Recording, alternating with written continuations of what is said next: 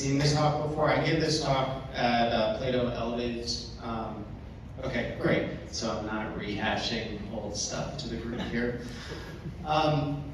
This was something that over the years I had talked to a bunch of other groups that were doing developer productivity, and I was realizing that this wasn't really shared. Like we were talking about like what we were doing. We were trying to get ideas on what we would do in our organization. And I had the benefit of being in the same organization for over a decade, which is kind of rare in Silicon Valley. And so I could kind of tell this story end to end from 10 years ago to today.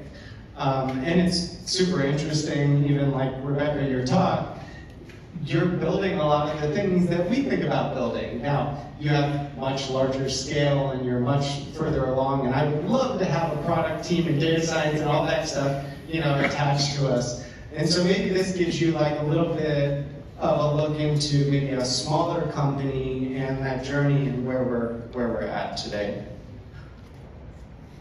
So I guess first things first, do you all know what Yelp is? Just a quick couple notes about our scale. So we're tens of millions of users. And I'll talk about the organizational scale as well, but that comes into play when we're building the systems and creates a lot of complexity for us. When I joined Yelp back in 2014, this was after we had already gone public. And we still had a lot of scaling to do. I might even describe it as a scale-up phase, even though we were already public. So we had about 200 engineers, and believe it or not, I was the first, I didn't put it on here, I was the first intern on the developer productivity group. So we actually created the team with developers that were already in the organization, and then I was the first intern hire on this group at that time. And so the other thing that's interesting about me walking through all of this is I had multiple lenses as I was walking through this journey.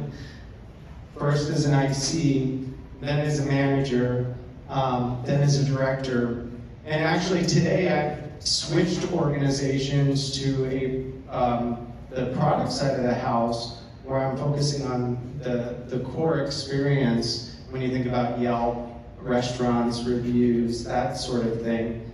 And so now I have to use all the stuff that I built with my current organization. So, this is kind of a nice circle here. Now I don't talk about this last part, but if you're curious how that's working out for me, I'll let you know afterwards. Anybody familiar with this quote? Let 1,000 flowers bloom, then rip out 999 of them. Raise your hand if you've heard this before. I feel like this is like lost to the sands of time. Some people, usually I get like one or two hands that are raised in the crowd. This was a quote from Peter Seibel, who was was a lead for the engineering effectiveness organization over at Twitter. And this was essentially how our engineering effectiveness org got started at Yelp. It was really, this insight, by the way, was thinking about how you get economies of scale as your engineering org gets larger and larger. Twitter had a challenge where you could use whatever technology you wanted, but that creates a little bit of a challenge. There's no centralization of resources. It's very hard to have a developer productivity group that helps the organization in a centralized and an effective way. You have to have a very large organization to support, and that's not really cost effective. So the idea here is that to get the economies of scale, you have to rip out 999 of these implementations and centralize on a couple of core things that you're going to support. So my predecessor took this idea and said, hey, I think we could benefit from economies of scale, even though we're about 250 engineers, so not quite the same scale of Twitter, and let's start thinking about this now. So that was the beginning of our organization. This is kind of a rough approximation of what we look like. We had the consumer group, that's for when you think of the Yelp consumer app. You also have the business owner group, that's the businesses on Yelp. We had a separate organization focused on that. What we did is we kind of pulled off this core web team from the consumer web group.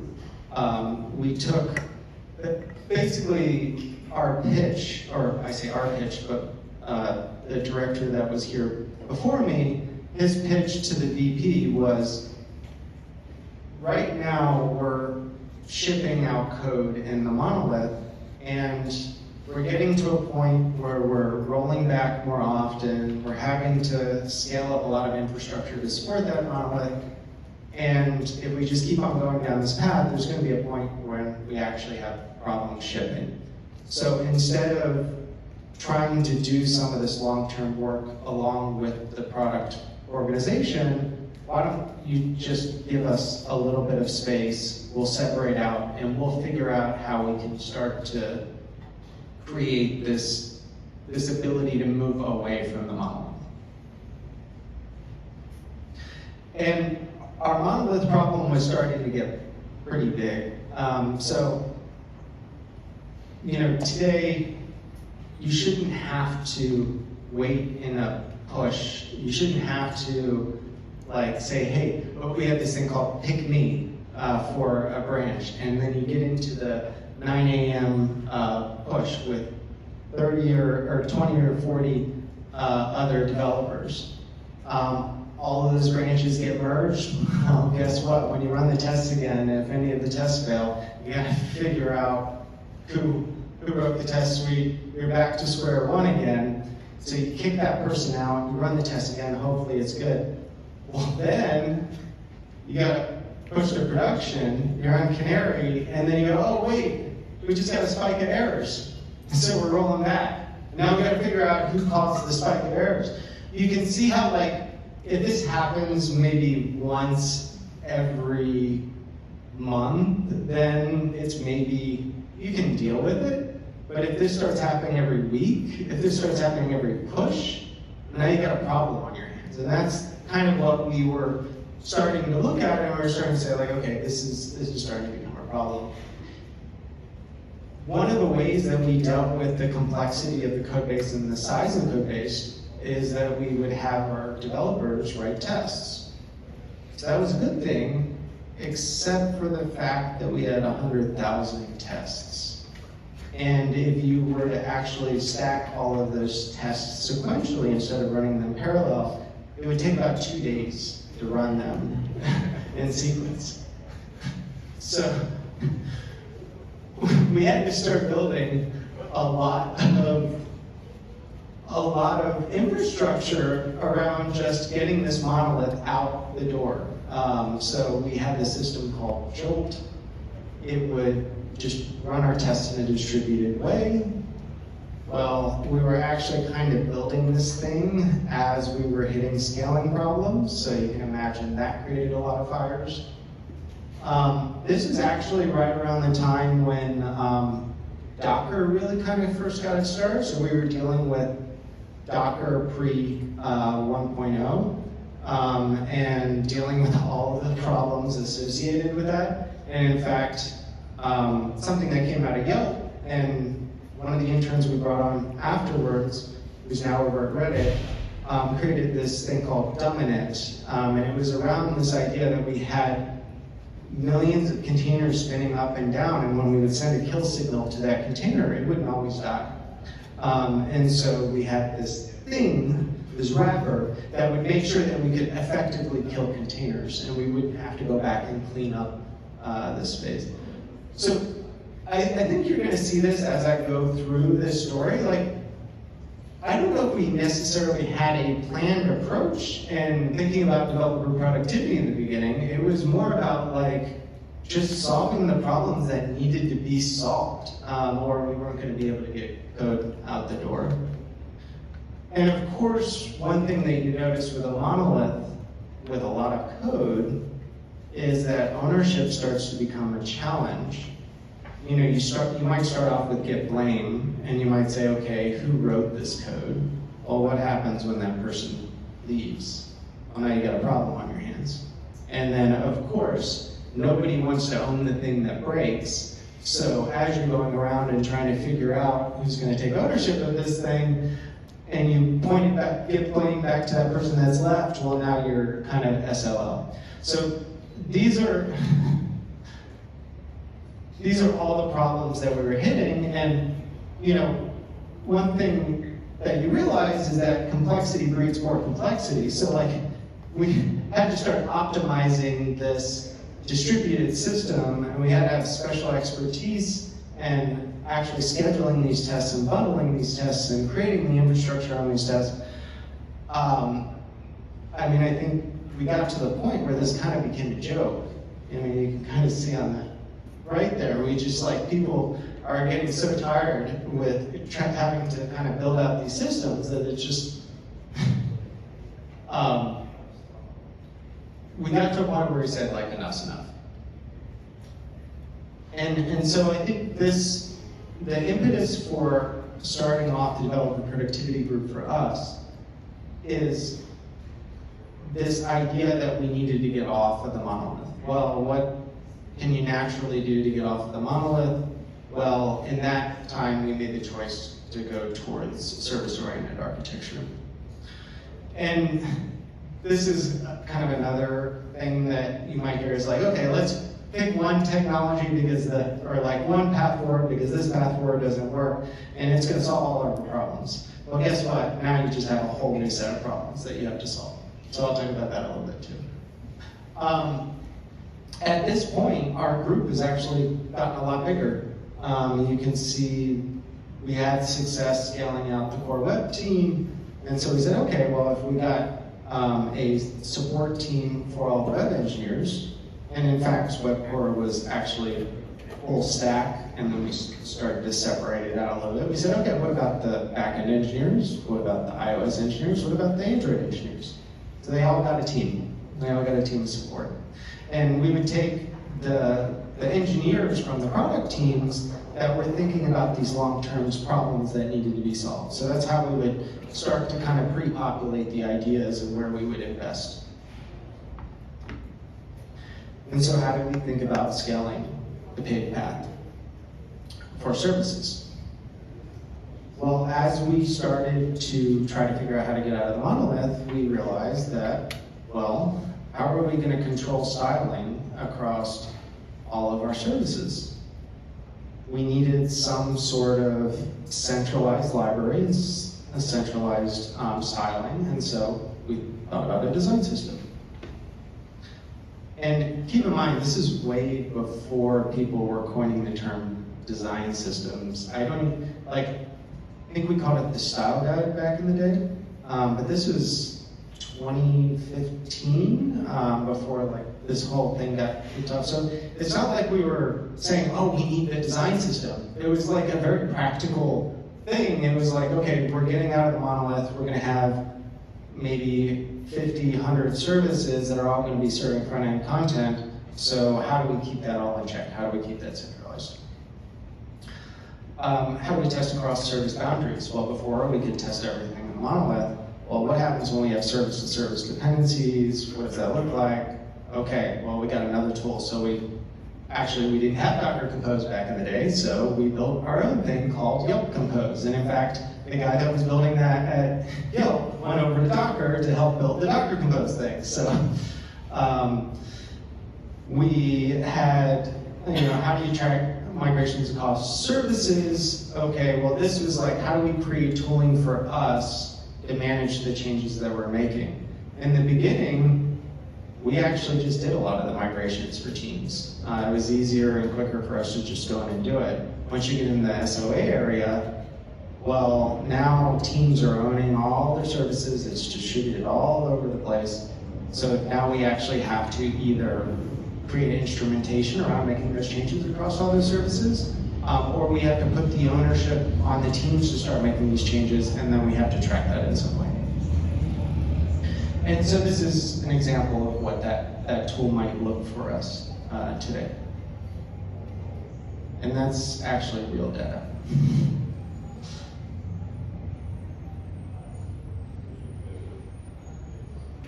I think, Rebecca, you coined this term paved path. I think it's actually pretty well captured. I mean, I use it a lot in my presentation. I think it was first coined over at Netflix. One thing I want to call out is, yeah, there was, the carrot we were dangling, hey, you can come out in services, everything is great over here. But the other thing is, we need to make sure that environment and that setup is easy to use. And so we use this term paved path a lot to think about how we would develop our products for our developers. We want to make sure that it's almost as simple as pushing a button and you get everything you need. So that's where we think about service templating. You need to spin up a playground. All the stuff that you would have in the monolith, we need to make sure we have it in services. And then we'd have all these other tools on top. Does anybody use pre-commit? Anybody familiar with the tool? So it runs through and runs checks before you commit. And so this is actually one of the engineers in our group. He would go through and add a bunch of nits on PRs for Python, hey, the style, it's not conforming to style guidelines. He got to the point where he was doing this when we were still at 400 engineers. And he would just jump on all of these PRs. But at a certain point, he's okay, can I not have to worry about this anymore? And that was kind of the impetus for pre-commit. And so he created this flexible way of making a bunch of checks before we put stuff into production. He was a really stickler around making sure that code was top quality. And so there's a lot of things that we were thinking about, how can we encourage good behaviors before code even gets in production. So we were thinking a lot about this as well. Not just easy to use, but then sometimes adding a little bit of extra friction, but then also maybe automatically making those changes for the developers. This is an example. Rebecca, I don't know if this is what your attribution service looks like. Probably not. Ours is very basic. But we have an attribution service called the ownership service, and it's a critical part of every one of our developer productivity tools. And essentially, it allows us, anytime we want to make a change broadly across the company, we'll know exactly who to talk to and where. And we can also preempt and know if they have vulnerabilities in their teams and stuff like that for the code that they own.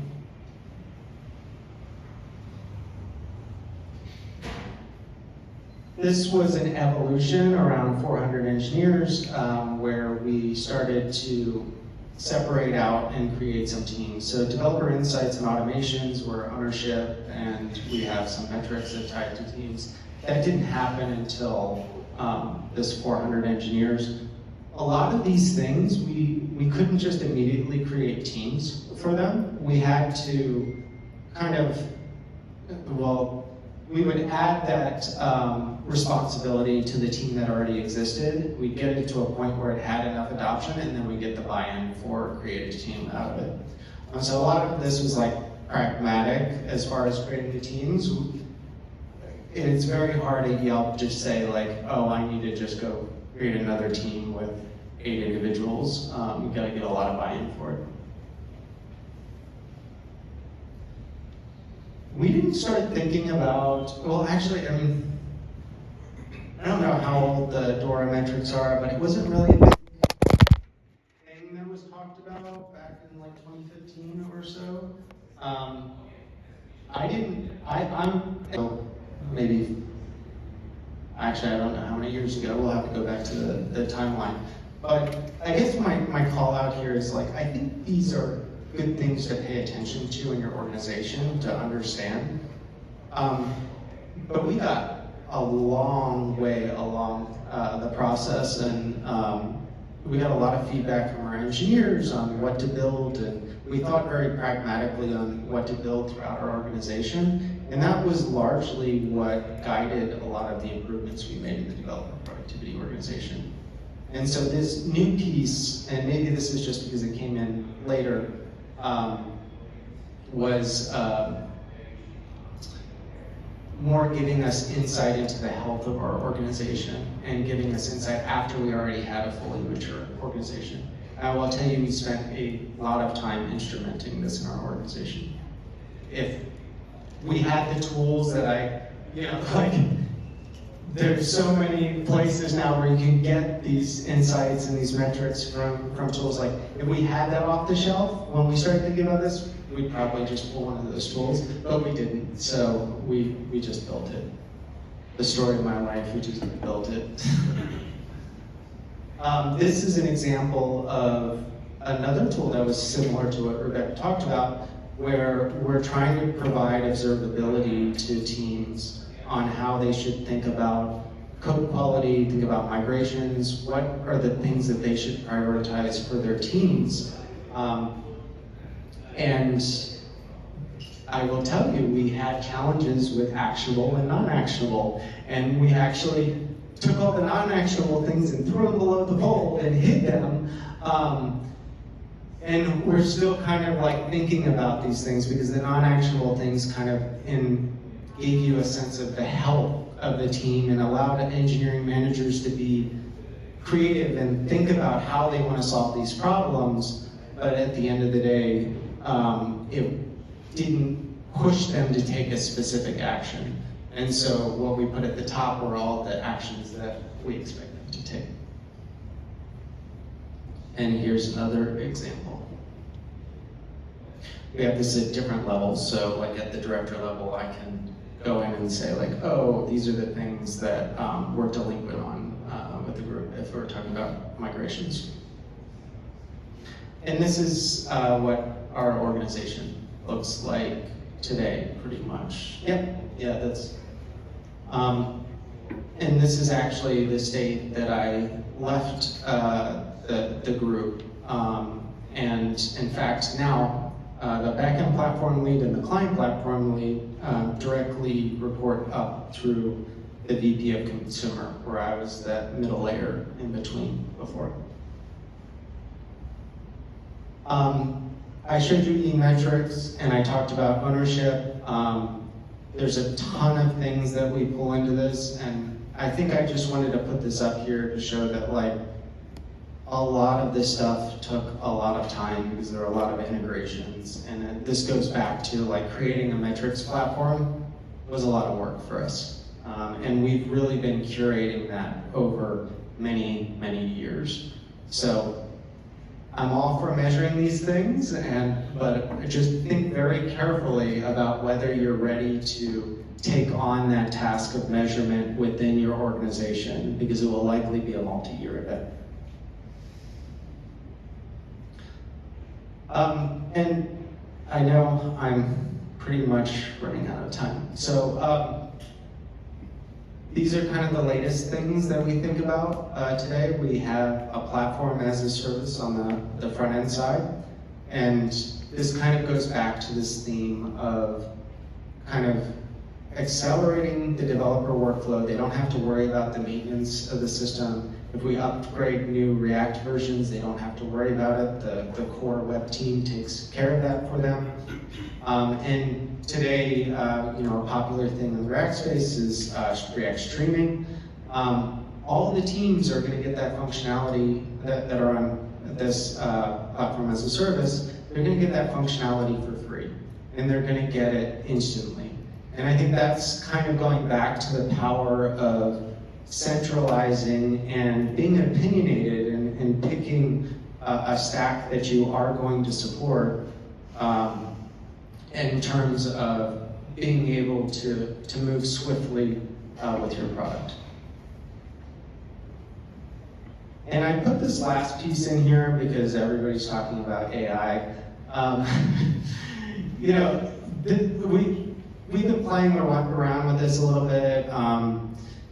I've seen other groups give talks on what they're doing in the AI space, and again, everybody is kind of doing the same thing. We're trying to tackle these problems. One of the really interesting things that we're trying to tackle is whether or not we can rely on code generation with LLMs. And we're having like moderate success. What we noticed is without adding any additional context, take something like a TypeScript migration, we can roughly get about 50% of all use cases at Yelp successfully migrated with just like effective prompt with LLMs, which is pretty good. It's the easier use cases, but we want to be in the space where we can just drive an automated migration and roll it out and automatically make changes, put up the PRs, and have people pull the PRs and take them in. And we're just not quite there yet. There's a lot of stuff that we're playing around with, like one of the problems with just using LLMs, like vanilla LLMs, is they don't have the context of your systems, so we're making it Yelp aware, right? And so we're giving it a lot of context to the systems. And if you think about it, our experts who are doing these migrations are changing, they know how to do the migrations. So we can take the code that they write for a migration, and we can add that in as context as part of this training cycle for doing these migrations. So again, like it's not like you can just take an LLM off the shelf and expect it to do all your work for you, but we do view these as like assistive tools that might be able to continue to accelerate the work that we're doing. Kind of a little bit meta, but developer productivity for the developer productivity tool. And that's it. I guess since I'm out of time, I'll reserve any questions for after the fact if you want to come up and talk to me, but thanks for your time.